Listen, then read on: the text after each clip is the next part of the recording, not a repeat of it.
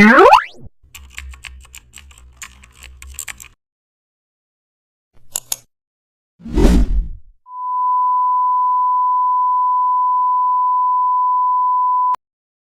back to the channel. Today we are building a fast-paced digital marketing logo using arrow shape. Start with a clean white canvas for maximum clarity. Use the polygon tool and convert the triangle into a custom arrow.